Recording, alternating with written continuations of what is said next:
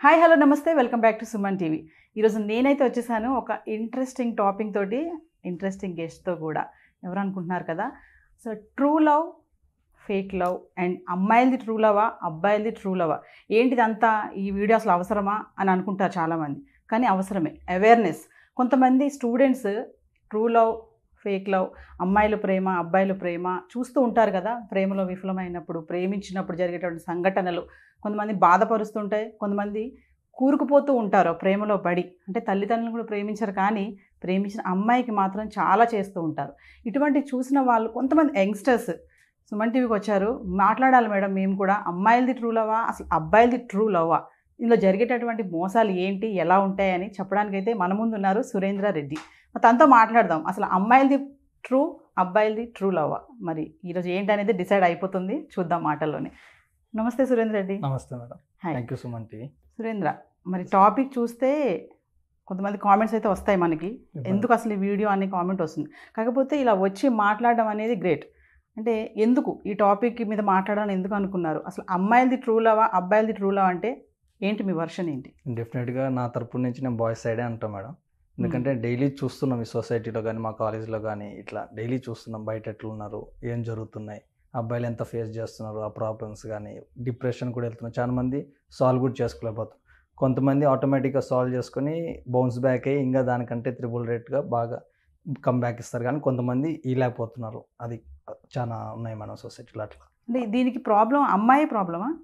అంటే మెయిన్ అక్కడే కదా మేడం. అమ్మాయి కోసం ఎవరన్నా ఏమన్నా చేయగలుగుతారు, కానీ ఒక అమ్మాయి అబ్బాయి కోసం ఏం చేయలేదు, ఎక్కడ లేదు కదా మేడం. ఒక అబ్బాయి అమ్మాయి కోసం ఏమన్నా చేయగలుగుతాడు, వాళ్ళ అమ్మాయిని అంత గొడవ పడగలుగుతాడు, ఇంట్లోంచి బయటికి రాగలుగుతాడు, అమ్మాయి కోసం ఏమని చేయగలుగుతారు. కానీ ఒక అమ్మాయి ఏం చేయదు కదా మేడం.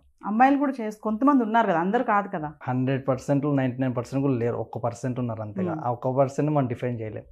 అట్లా అంటే ట్రూ లవ్ అనేది అబ్బాయిలదే ట్రూ లవ్ అని చెప్తున్నారు మీరు, ఏంటి? నేను ట్రూలో అబ్బాయిలని అంటలే. అంటే మేజర్గా అబ్బాయిలు సిన్సియర్గా లవ్ చేస్తారు. అంటే ఒక అబ్బాయి మర్చిపోనికి చాలా టైం పడుతుంది, కానీ ఒక అమ్మాయి ఎమ్మటే మర్చిపోతుంది, మళ్ళీ ఏమన్నా అట్లా మళ్ళీ లవ్ చేయగలుగుతుంది. కానీ ఒక అబ్బాయి మళ్ళీ ఒకసారి సిన్సియర్గా హర్ట్ అయితే మళ్ళీ వాడు ఏమైనా లవ్ చేయడు. అంటే అబ్బాయి సిన్సియర్ లవ్ అంటారు, అమ్మాయి సిన్సియర్ లవ్ కాదా? ఒక స్ట్రాంగ్ పాయింట్ చెప్పండి దాని మీద. అంటే ఎట్లా మేడం? అంటే ఇప్పుడు అబ్బాయిలు సిన్సియర్ అంటున్నారు కదా, అమ్మాయి అయితే మళ్ళీ నెక్స్ట్ ఇంకొక అబ్బాయిని మళ్ళీ లవ్ చేసి పెళ్లి చేసుకుంటుంది అని అంటున్నారు, అబ్బాయి దాన్ని మర్చిపోలేడని అంటున్నారు కదా, ఎందుకు?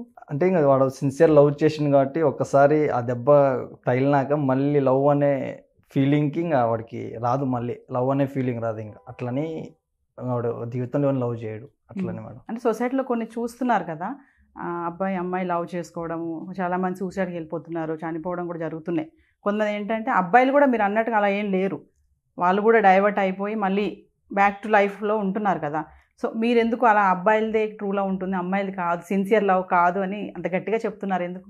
నేను చాలా మంది చూసాను, నా ఫ్రెండ్స్ సర్కిల్లో కూడా చూసాను. చాలా మంది ఒక అమ్మాయి కోసం ఏమైనా చేయగలుగుతున్నారు, కానీ అదే లైఫ్ ఒక బ్రేకప్ అయినాక ఎట్లా బౌన్స్గా అది ఆలోచన రాదు, మళ్ళీ ఇంకొక అమ్మాయిని ఎట్లా సెట్ చేసుకుని ఆ థాట్స్ వస్తున్నాయి కాబట్టి వాళ్ళ మైండింగ్ అంతా అట్లానే ఉంటుంది.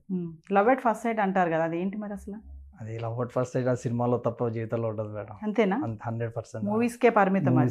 కానీ మూవీస్ చూసి చాలా మరి ఇన్స్పైర్ అవుతాం కదా మనం కూడా. చాలా మంది స్టూడెంట్స్ వాడు అలా హీరో ఇట్లా చేసే ఇట్లా మస్తు చేసాడు అంటాం కదా. అదే మేడం, మనం అట్రాక్ట్ చేయడానికే మూవీస్ తీస్తున్నాం. మనం ఆ బాయిలో పడిపోయి ఇంకా మనం అట్నే అనుకో మనం హీరోలా ఫీల్ అయిపోయి మన జీవితం చూసుకోవట్లేదు. అంటే మనం హీరోలు కాదు, మూవీలోనే ఉంటారంటారు హీరోస్.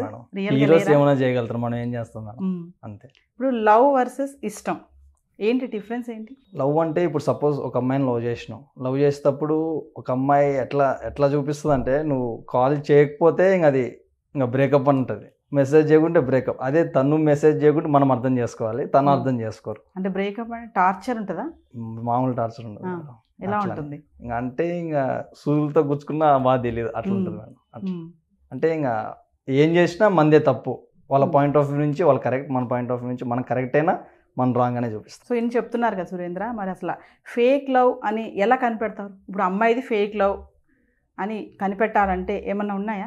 అంటే ఏమన్నా ఉన్నాయంటే ఇంకా మనం అది చెప్పలేము. అంటే మనం తెలుసుకుంటే కానీ చెప్పలేము. అంటే పక్కనోడు ఎంతమంది చెప్పినా కానీ మనకు అర్థం కాదు, అంటే మనం ప్రూవ్ అయ్యేదాకా, అది మనం చూసి నమ్మేదాకా మనం చెప్పలేము. అట్లానే అంత వేరే వాళ్ళతో తిరిగేటప్పుడు అట్లా చూస్తే ఇంకా మనం కన్ఫర్మ్ చేసుకోవచ్చు. కానీ అట్లా అంటే కొన్ని పనులు ఏమైనా ఉంటాయా?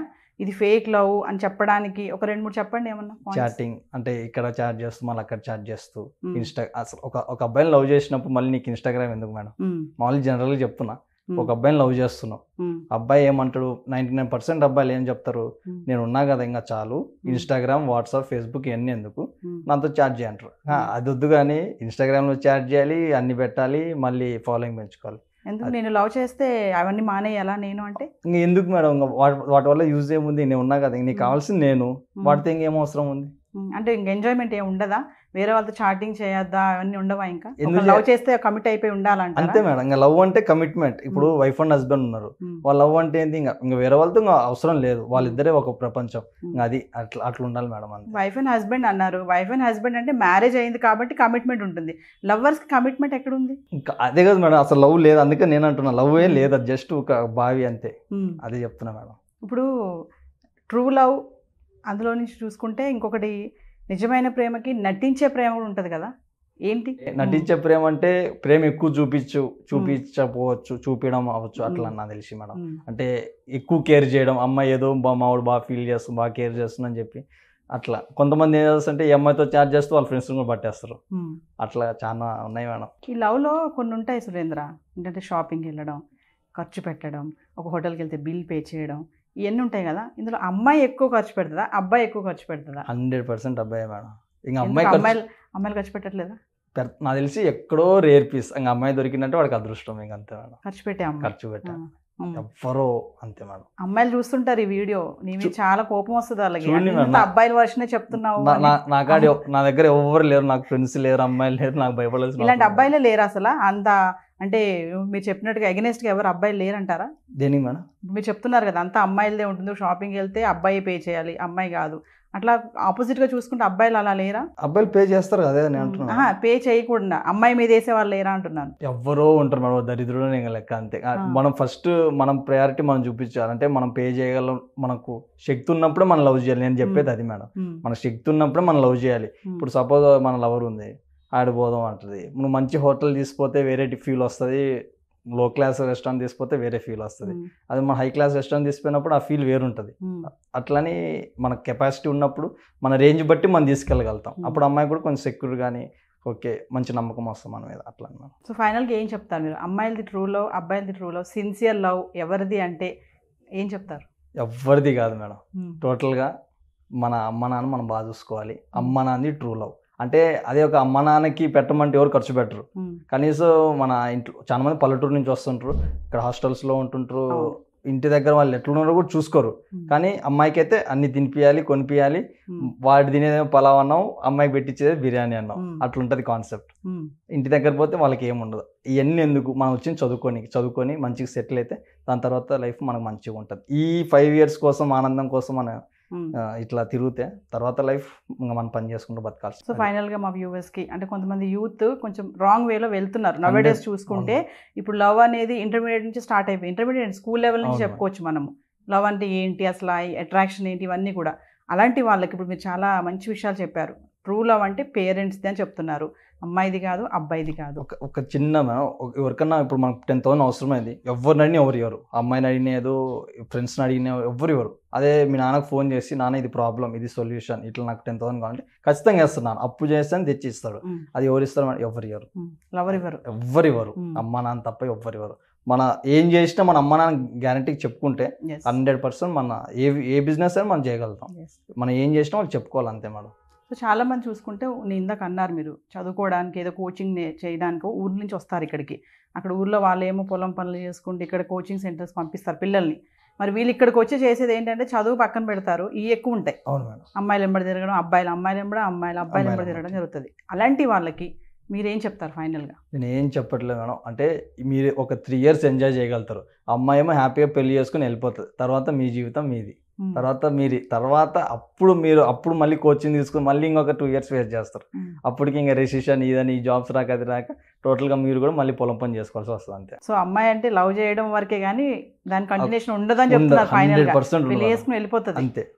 తర్వాత అమ్మాయి లైఫ్, అమ్మాయి హ్యాపీగా ఉంటుంది, మంచి ఆయన పెళ్లి చేసుకుంటుంది, మంచి జీతం వస్తుంది, జీతం వాడిగా ఎంజాయ్, వాడికి సరిపోతుంది, అప్పుడు శాలరీ వస్తుంది కాబట్టి నెక్స్ట్ మనం బలైపోతాం, అంతే మాట. సో వ్యూవర్స్, మరి ఫైనల్గా ఏం చెప్తున్నారంటే అమ్మాయిలు సిన్సియర్గా లేరు లవ్ విషయంలో అనేది కరాఖండిగా సురేందర్ రెడ్డి చెప్పేస్తున్నాడు.